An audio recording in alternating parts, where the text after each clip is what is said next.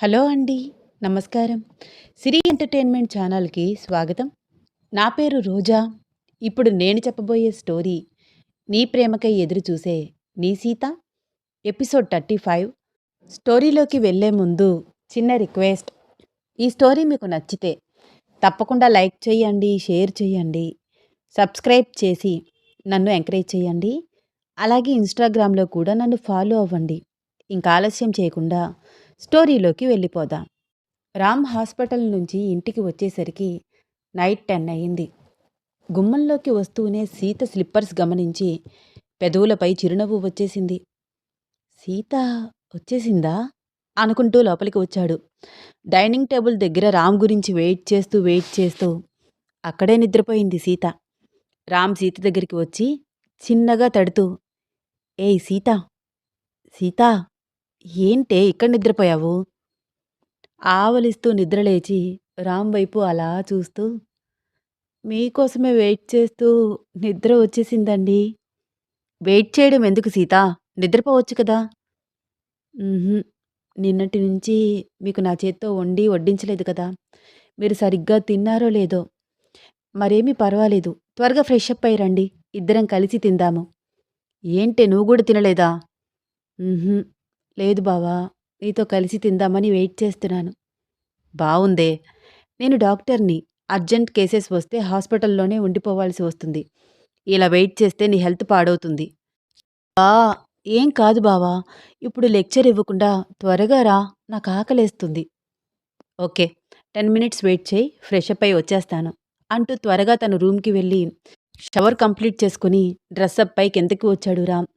రామ్ వచ్చేసరికి వేడి వేడిగా అన్నం, బంగాళదుంప ఫ్రై, నెయ్యి వేసి సర్వ్ చేసింది సీత. అబ్బా సీతా, ఎంత మంచి వాసనొస్తుంది. చూస్తుంటేనే నోరు ఊరిపోతోంది అంటూ 2 ముద్దలు నోట్లో పెట్టుకుని, "మ్మ్, అబ్బబ్బా సీత, నీ చేతి వంట అమృతం" అన్నాడు రామ్. రామ్ కాంప్లిమెంట్ విని సీత నవ్వుతూ కొసరి కొసరి వడ్డిస్తోంది. రామ్ అలా సీతని గమనిస్తున్నాడు. అవును, ఈరోజు అమ్మాయి గారేంటి స్పెషల్గా రెడీ అయ్యారు? తన వైపే ఏగాదిగా చూస్తూ అడుగుతున్నాడు రామ్. గుర్తుపట్టలేదా బావా? ఈ చీర నువ్వు నాకు అరకులో ఎంతో ప్రేమగా కొనిచ్చావు. కట్టుకోవాలనిపించింది. హో, అవునా? మరైతే మార్నింగ్ కట్టుకోకపోయావా? నైట్ అయితే కాసేపట్లో తీసియాలి కదా! చిన్నగా సీతకి మాత్రమే వినిపించేలాగా హస్కీ వాయిస్లో అన్నాడు రామ్. షూ! ఏమిటా మాటలు? ఎవరైనా వింటారు. హా? ఇక్కడ అసలు ఎవరున్నారు? నువ్వు నేను మాత్రమే ఉన్నాము. 10:30 దాటింది. ఇంకా నిద్రపోలేదా? పోతే మాత్రం గది బయట ఇలాంటి మాటలు మాట్లాడొద్దని చెప్పాను కదా! ఎవరైనా వింటే నవ్వుతారు. సరే సరే, త్వరగా నువ్వు కూడా భోజనం చేయి. నిన్నట్నుంచి నన్ను టచ్ చేయనివ్వకుండా దూరం దూరం పెట్టావు కదా! ఈరోజు డబుల్ డ్యూటీ చేయాల్సిందే.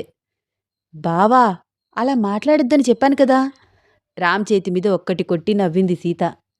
ఏంటే? నువ్వు నన్ను కొట్టేస్తున్నావు? అసలు భయం లేదే నీకు? ఉహుం, భయం ఎప్పుడో పోయింది. అయినా సీతా, నిజం చెప్పనా? "హ్మ్. చెప్పు బావా." నేనేమి కావాలని అలా మాట్లాడట్లేదు. నిన్ను చూస్తుంటే ఆటోమేటిక్‌గా నాకు ఆ ఫీలొచ్చేస్తోంది. ఆ మాటలొచ్చేస్తున్నాయి.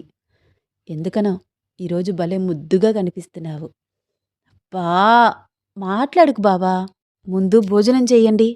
ఇద్దరూ అలా మాట్లాడుకుంటూ భోజనం కంప్లీట్ చేసి వాళ్ళ రూమ్‌కి వెళ్లారు. ముందు రోజు నుంచి సీత రామ్‌ని దగ్గరికి గూడా రానివ్వకుండా ఏడిపించడం వల్ల రామ్ ఇంకా క్షణం గూడా దూరంగా ఉండలేకపోయాడు. సీత గొళ్ళెం పెట్టగానే వెనక నుంచి వచ్చి వాటేసుకున్నాడు. అబ్బా! వదలండి, ఏమిటి తొందర? వదలను. ఇక క్షణం గూడా వదలను. అయ్యో! నేనెక్కడికి వెళ్ళిపోతాను. ఇక్కడే ఉంటాను కదా! అబ్బా! మాట్లాడకు సీతా, రా అంటూ తన కౌగిలిలో బంధించి ఎన్నో ముద్దులతో ముంచేస్తున్నాడు. బాబోయ్! వదలండి. ఊపిరి ఆడట్లేదు. నిన్నంతా నీ ముద్దులు లేక నాకు ఊపిరి ఆడలేదు తెలుసా? అయితే ఈరోజు ముద్దులతో నన్ను చంపేస్తారా ఏమిటి? రామ్ కౌగిలి విడిపించుకుని కాసేపు పక్కగా కూర్చుంది సీత. ఆ తర్వాత మళ్ళీ మామూలే. రామ్ దగ్గరగా వచ్చి సీతను వాటేసుకున్నాడు. ఎన్నో ముద్దులు, మరెన్నో కౌగిలింతలు. ఆ రోజు రాత్రి అంతా జాగారం చేసి తెల్లవారుజామున నిద్రపోయారు. గది బయట ఏదో చప్పుడు అవుతూ ఉండడంతో చిన్నగా కళ్ళు తెరిచి చూసింది సీత. అంతా చీకటి. బెడ్ లైట్ ఆరి ఆరి వెలుగుతోంది. టైం చూస్తే తెల్లవారుజామున 3 అవుతోంది. భయంగా అనిపించింది సీతకి. ఈ టైంలో ఎవరు చప్పుడు చేస్తున్నారు? తలుపు కింద నుంచి చిన్నగా వస్తున్న వెలుతురులో నుంచి ఎవరిదో నీడ వెళ్తున్నట్లు, అటువైపు ఇటువైపు తిరుగుతున్నట్లు స్పష్టంగా కనిపిస్తోంది. బావా! బావళ్ళే! చిన్నగా తట్టి నిద్రలేపుతోంది సీత. రామ్ అలసిపోవడం వల్ల స్పృహ లేకుండా నిద్రపోతున్నాడు. సీత చిన్నగా లేచి చీర కట్టుకుని అడుగులో అడుగు వేసుకుంటూ విండో దగ్గరికి వచ్చింది.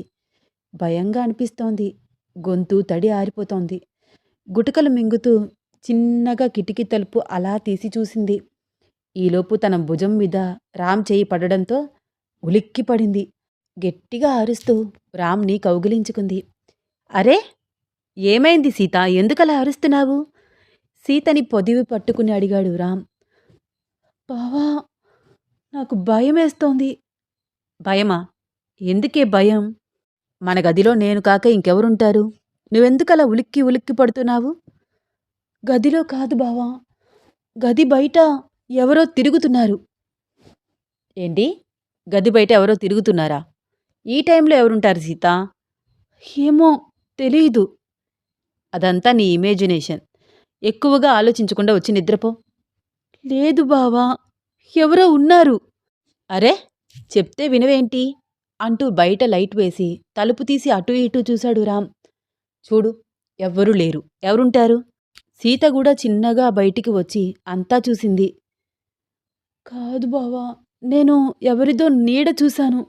నాకు కనిపించింది బావా. అబ్బా! ఇక్కడెవరూ లేనిదే నీకు నీడెలా కనిపిస్తుంది సీతా? నాకు బాగా నిద్రొస్తోంది. పద. సీత చెయ్యి పట్టుకుని లోపలికి తీసుకువెళ్ళాడు. ఎవరు మా గది దగ్గరికి వచ్చి అటూ ఇటూ ఎవరు తిరుగుతున్నారు?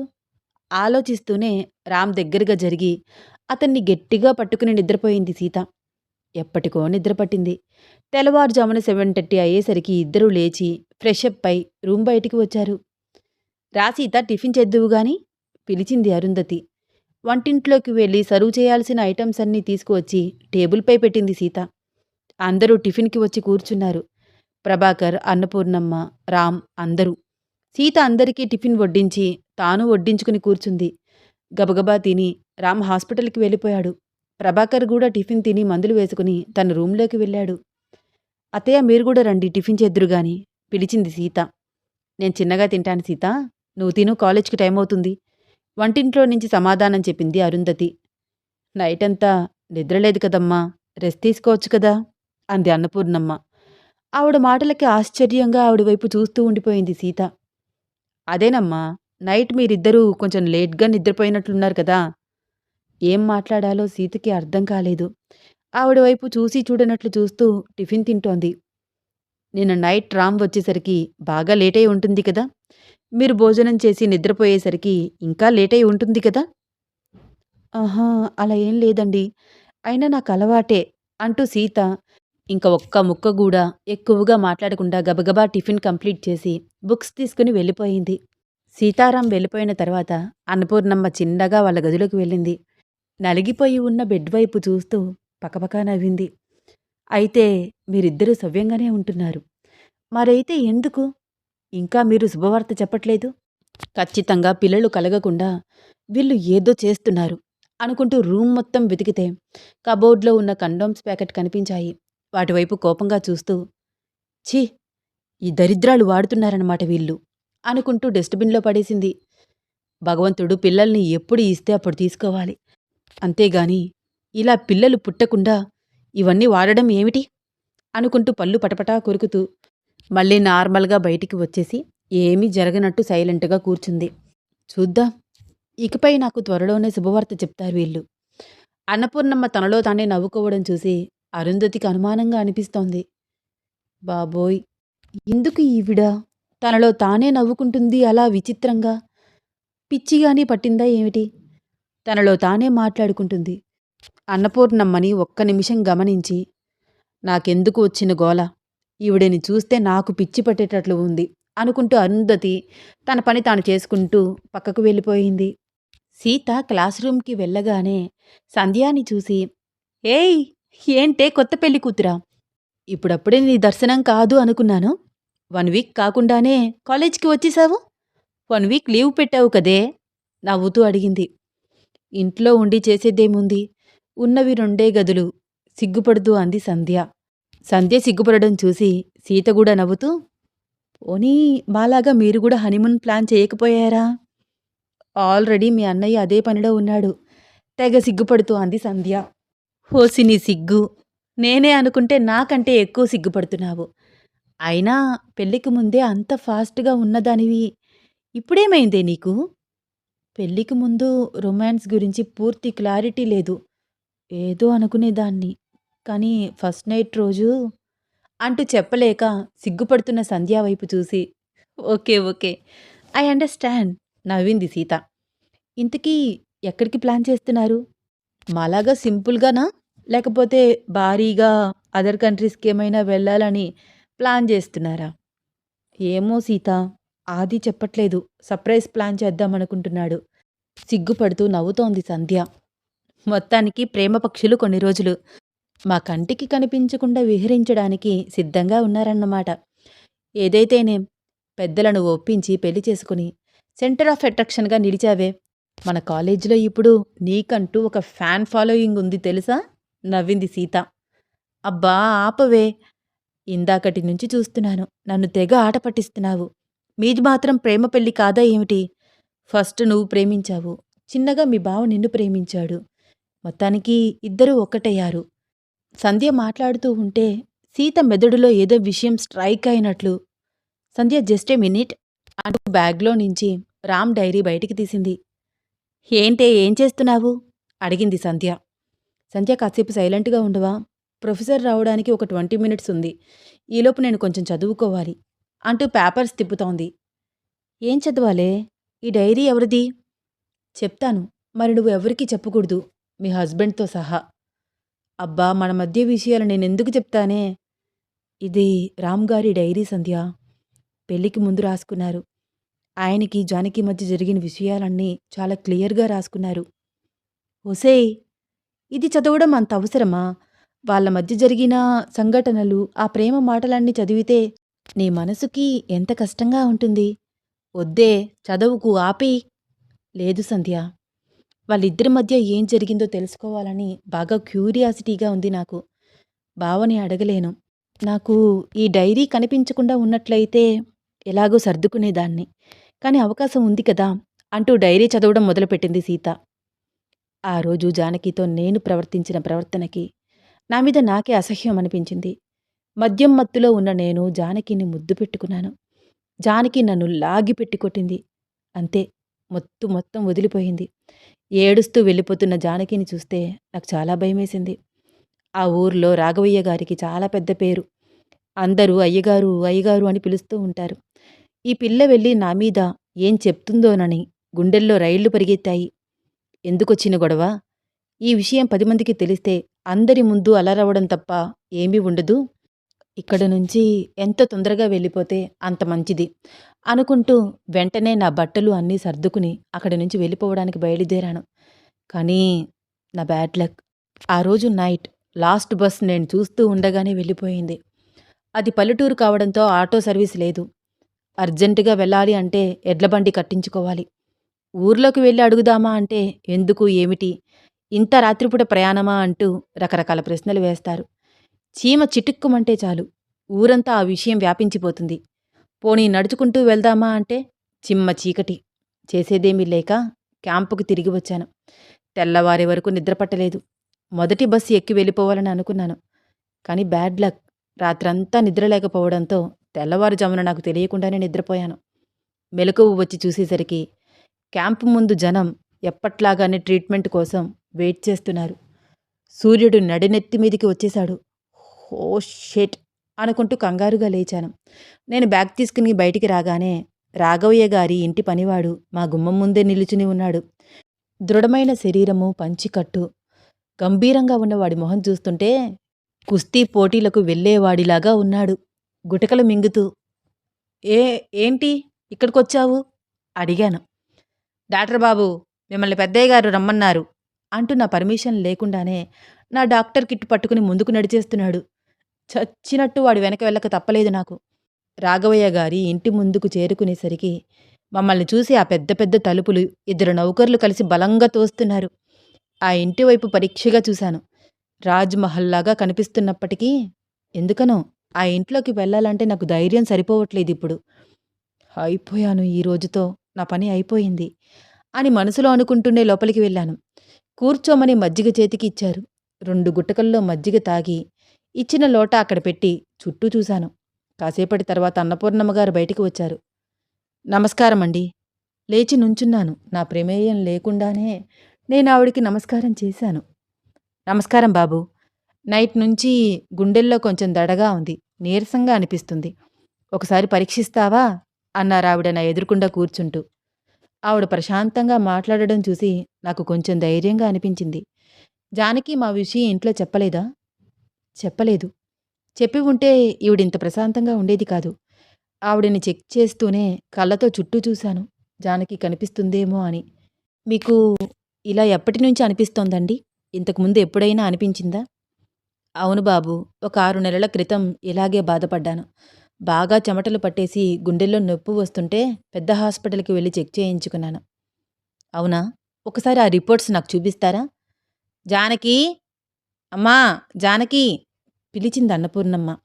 జానకి బయటికి వస్తే బావుండు అనుకుంటూ నేనటే చూస్తున్నాను. జానకి బయటికి వచ్చింది. అన్నపూర్ణమ్మగారి వైపు, నా వైపు మార్చి మార్చి చూసింది. ఏంటమ్మా? ఏం కావాలి? అదేనమ్మా, మొన్న పెద్ద హాస్పిటల్లో చూపించుకున్నాను కదా! ఆ రిపోర్ట్స్ ఒకసారి తీసుకురా. డాక్టర్ బాబు చూస్తాడు.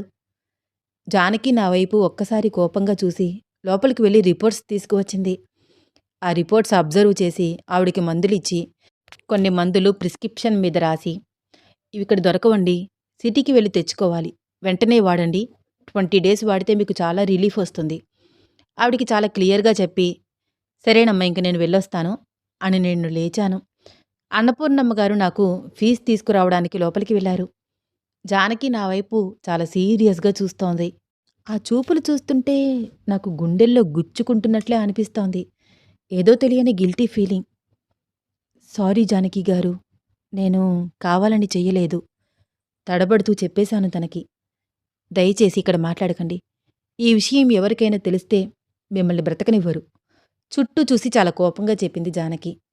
మీకు నా మీద చాలా కోపం వచ్చింది గదా! మీరే ఎందుకు ఈ విషయం చెప్పలేదు? ముందు మీరు మాట్లాడకుండా ఇక్కడి నుంచి వెళ్ళిపోండి. బ్రతకాలని లేదా మీకు? తన కళ్ళల్లో కోపం. ఆ మాటలు నా మనసుకి ఎందుకనో చాలా చాలా బాధగా అనిపిస్తున్నాయి. ఏ ఆడపిల్లకైనా కోపం రాకుండా ఎలా ఉంటుంది? విచక్షణ జ్ఞానం లేకుండా నేను తనతో అలా ప్రవర్తించడం తలుచుకుంటే నా మీద నాకే కోపంగా అనిపిస్తోంది. తనతో క్షమాపణలు చెప్పాలని ఉంది. కానీ తను నాకు మాట్లాడే అవకాశం ఇవ్వట్లేదు. నేనింక సైలెంట్‌గా ఏమీ మాట్లాడకుండా నుంచున్నాను. అన్నపూర్ణమ్మగారు బయటికి వచ్చారు. బాబూ! మీకు అభ్యంతరం లేకపోతే మా బండి వేసుకుని వెళ్ళి నాకా మందులు తెచ్చిపెడతావా? అంటూ నా చేతుల్లో బైక్ కీస్‌తో పాటు డబ్బులు గూడా ఇచ్చారు. అది కాదమ్మా! క్లినిక్ దగ్గర చాలామంది పేషెంట్స్ వెయిట్ చేస్తున్నారు. ఒకవేళ నేను మీకు మందులు తీసుకువచ్చినా మళ్ళీ మీ ఇంటికి రావడం కుదరదు నాకు. పేషెంట్స్‌ని చూడాలి కదా! వినయంగా చెప్పాను నేను. హా! అది నిజమే బాబూ! మీకు అభ్యంతరం లేకపోతే మా అమ్మాయిని మీతో పాటు తీసుకువెళ్ళండి. ఆ మందులేవో తనకిచ్చి పంపించేయండి. వెళ్ళవే! డాక్టర్ బాబుతో వెళ్ళు అని జానకికి చెప్పింది అన్నపూర్ణమ్మగారు. నా కళ్ళు ఒక్కసారిగా మెరిశాయి. జానకి వస్తే బావుండు. తనతో మాట్లాడే అవకాశం వస్తుంది. మనసులో అనుకుంటూ జానకి వైపే చూస్తున్నాను. అమ్మా! ఏంటమ్మా నువ్వు? నేను ఎలా వెళ్తాను? నేను వెళ్ళనిప్పుడు. అలా అనకే. మా అమ్మ గదూ! నా బంగారం గదూ! ఇప్పుడు పట్నం పోయి మందులు తెచ్చుకోవాలంటే ఈరోజు జరగని పని. పోనీ పనివాళ్ళని ఎవరినైనా పంపిద్దామంటే వివరం లేని వెధవలు. అన్నపూర్ణమ్మ బ్రతిమలాడడంతో జానకి నాతో రాక తప్పలేదు. నేను బైక్ స్టార్ట్ చేశాను. అది కూడా రాఘవయ్య గారి ఇంటి ముందు. జానకి బైక్ ఎక్కింది. పడిపోకుండా ఒక చెయ్యి నా భుజం మీద వేసింది. నాకు చెప్పలేనంత ఆశ్చర్యంగా అనిపించింది. ఆ స్పర్శ కరెంట్ షాక్ కొడుతున్నట్లుంది నాకు. నేను ఇప్పటికీ నమ్మలేకపోతున్నాను. జానకి బైక్ ఎక్కింది. Oh my god! ఆ ఊరిలో వయసొచ్చిన ఆడపిల్లలు ఒక మగవాడితో మాట్లాడితేనే పెద్ద తప్పు. అదేదో నేరం చేసినట్లు చూస్తారు. కానీ జానకిని నా బైక్ ఎక్కించుకుని అన్నపూర్ణమ్మగారు చూస్తూ ఉండగానే ఆవిడ పంపిస్తే తీసుకువెళ్తూ ఇదేదో ఒక పెద్ద వింతలాగా అనిపించింది నాకు ఆ క్షణం. నాకే కాదు, ఆ ఊరిలో చాలామంది గూడా అలాగే చూస్తున్నారు. వాళ్ళ ఫీలింగ్ గూడా అదే అయ్యుంటుంది. ఇద్దరం కలిసి ఆ ఊరు వీధుల్లో తిరుగుతుంటే మమ్మల్ని చూస్తున్న ఆ పల్లెటూరు వాసులందరూ ముక్కు మీద వేలేసుకుంటున్నారు. ఆ చిన్న చిన్న సందులు, వచ్చిపోయే జనాలు, ఎత్తుపల్లాలు, డొంక రోడ్లు కావడంతో చిన్నగా డ్రైవ్ చేస్తున్నాను. జానకి నాకు దూరంగా కూర్చుందామని చూస్తున్నా కుదరడం లేదు. ఏందే డాక్టర్ బాబు కదూ! మన చిన్నమ్మాయి గారిని ఎక్కించుకుని పోతండాడు. అది గూడా అయ్యగారింటి దగ్గర నుంచి. ఇదెక్కడి సౌద్యం అని కొంతమంది ఆడవాళ్లు బుగ్గలు నొక్కుకుంటున్నారు. వాళ్ళ ప్రవర్తన చూసి, వాళ్ళ చూపులు చూసి నాకు నవ్వొస్తోంది. ఊరి బయటికి వెళ్ళాక ఎవ్వరూ చూడట్లేదని బైక్ ఆపాను. ఏంటి? ఇక్కడెందుకు ఆపారు? అడిగింది జానకి తడబడుతూ. నేను మీతో కొంచెం మాట్లాడాలి, దిగండి. భయపడుతూనే బైక్ దిగి, ఏం మాట్లాడాలి మీరు నాతో? అంది Janaki. I am really sorry, extremely sorry అంటూ నా చెవులు పట్టుకున్నాను. అయ్యో, ఏమిటిది? రోడ్డు మీద ఎవరైనా చూస్తారు కోపంగా అంది జానకి. మరేం చేయను, మీరు నాకు మాట్లాడే అవకాశం అస్సలు ఇవ్వట్లేదు. మీరు నన్ను క్షమించకపోతే నన్ను నేను క్షమించుకోలేను. నేనసలు ఆల్కహాల్ తీసుకోనండి. తీసుకున్నా కూడా 1-2 పెగ్గులు మాత్రమే. నిన్న మీ ఊర్లోనే ఇస్త్రీ బండివాడి దగ్గర కళ్ళు కొనుక్కున్నాను. వాడు దాంట్లో ఏం కలిపాడో ఏమో తెలీదు. అది తాగగానే నిషా తలకెక్కేసింది. ఏం చేస్తున్నానో తెలీదు. అదే టైంలో మీరు రావడం నా దురదృష్టం. చెంపలేసుకుంటున్నానండి. చేసిన పనికి ప్లీజ్ నన్ను క్షమించండి. చాలా రిక్వెస్ట్గా అడిగాను నేను. జానకి ఏమనుకుందో ఏమో చిన్న నవ్వు నవ్వింది. ఇంక మీరు ఆ విషయం వదిలేస్తారా? నవ్వుతూనే చెప్పింది. తను నవ్వు చూస్తుంటే వెన్నెల కురిసినట్టు, చందమామే నా ముందుకు వచ్చిందా అన్నట్లు అనిపిస్తోంది. నేను కూడా నవ్వుతూ అయితే మీకు కోపం లేదా? అడిగాను. ఇప్పుడు తగ్గిపోయిందిలేండి. బ్రతికించారు అంటూ బైక్ స్టార్ట్ చేశాను. ఇద్దరం మాట్లాడుకుంటూ వెళ్తున్నాము. Sita, what are you doing? Professor చాలా గట్టిగా ప్రశ్నించడంతో ఈ లోకంలోకి వచ్చింది సీత. సార్ రావడం, అందరూ గుడ్ మార్నింగ్ అంటూ విష్ చేయడం జరిగిపోయింది. తను ఒక్కత్తి మాత్రం అలా కూర్చుని డైరీ చదువుతోంది. అంతా అబ్జర్వ్ చేసి సారీ సార్ అంటూ ఇబ్బంది పడుతూ గుడ్ మార్నింగ్ సార్ అంది తడబడుతూ. All of you SIT down కోపంగా అన్నాడు ప్రొఫెసర్. అందరూ కూర్చున్నారు. సే సంధ్య, సార్ వచ్చారని చెప్పొచ్చు కదా. హలో మై డియర్ సీత, ఇందాకట్నుంచి చెప్తున్నాను సార్ వస్తున్నారు. నువ్వు ఈ లోకంలో లేనే లేవు, నేను చెప్తూనే ఉన్నాను. అవునా? సీత ఆలోచిస్తోంది. జానకి స్పర్శ నీకు కరెంట్ షాక్ కొట్టినట్లు ఉందా బావా? తను నవ్వుతుంటే వెన్నెల కురిసినట్లు అనిపిస్తోందా? తనని చూస్తుంటే చందమామ నీ కళ్ళ ముందు ఉన్నట్లు ఉందా? చెప్తాన్రా నీ పని, చెప్తాను. ఈవినింగ్ చెప్తాను అనుకుంటూ క్లాస్ జరుగుతున్నా కాన్సంట్రేషన్ చేయలేక చాలా డిస్టర్బ్ అవుతోంది సీత. ఈ స్టోరీలో నెక్స్ట్ ఏమవుతుంది తెలుసుకోవాలని ఉందా? అయితే వచ్చే ఎపిసోడ్ కోసం వెయిట్ చేస్తూ ఉండండి. ఈ స్టోరీ మీకు నచ్చితే తప్పకుండా లైక్ చేయండి, షేర్ చేయండి, సబ్స్క్రైబ్ చేసి నన్ను ఎంకరేజ్ చేయండి. అలాగే ఇన్స్టాగ్రామ్లో కూడా నన్ను ఫాలో అవ్వండి. నా ఇన్స్టాగ్రామ్ ఐడి @రోజా సిరి ఎంటర్టైన్మెంట్. తప్పకుండా ఫాలో అవుతారు కదూ. ఉంటానండి.